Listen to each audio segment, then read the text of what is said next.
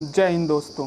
16 जून 2020 को हमारे 20 सैनिक शहीद हो जाते हैं, जिसके बाद लोग बॉयकॉट चाइनीज़ प्रोडक्ट नाम का एक स्लोगन चलाते हैं और चाइनीज़ प्रोडक्ट को डिस्ट्रॉय करने लगते हैं, जैसे कि कैमराज, रेफ्रिजरेटर और टीवीज़ वगैरह सब नष्ट कर रहे हैं जो चाइना द्वारा बनाया गया है। लेकिन क्या ये चाइनीज़ प्रोडक्ट को डिस्ट्रॉय करने से हम कोई चाइना को नुकसान पहुंचा सकते हैं?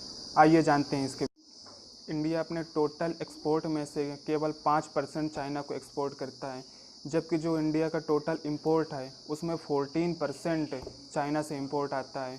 जिसमें जो इंपोर्ट है, जिसमें से ऑटोमोबाइल कंपोनेंट की जो पार्ट्स हैं उसमें 30% चाइना का इंपोर्ट है, और जो मोबाइल फ़ोन के पार्ट्स हैं, मोबाइल फ़ोन्स है, उसमें 60% चाइना का इंपोर्ट है। और जो टॉयज़ की मार्केट, उसमें टोटल 90% का इंपोर्ट चाइना से होता है।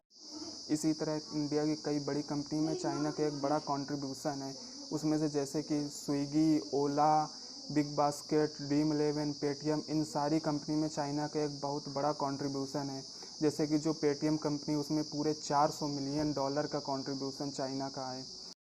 इस रेशियो से आप समझ सकते हैं कि यदि डायरेक्ट बॉयकॉट कर दिया गया है चाइनीज़ प्रोडक्ट्स का, तो इंडिया को कितना बड़ा नुकसान हो सकता है, चाहे वो जीडीपी को लेकर हो, या टेक्नोलॉजीज़ को लेकर हो, या एम्प्लॉयमेंट को लेकर हो। हर एक फील्ड में इंडिया को बहुत बड़ा नुकसान होगा।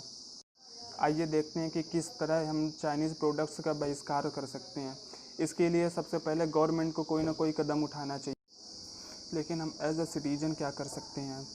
काफ़ी सारे ऐसे कंपनीज़ हैं जिनके मैन्युफैक्चरर प्लांट चाइना में हैं, और जो प्रोडक्ट उनके बनते हैं उसमें मेड इन चाइना लिखा होता है। ऐसा इसलिए होता है क्योंकि चाइना में एम्प्लॉयज़, लेबर्स जो हैं वो सस्ते रेट पर मिल जाते हैं। इस वजह से चाइना में मैन्युफैक्चरर रेट सस्ता आता है।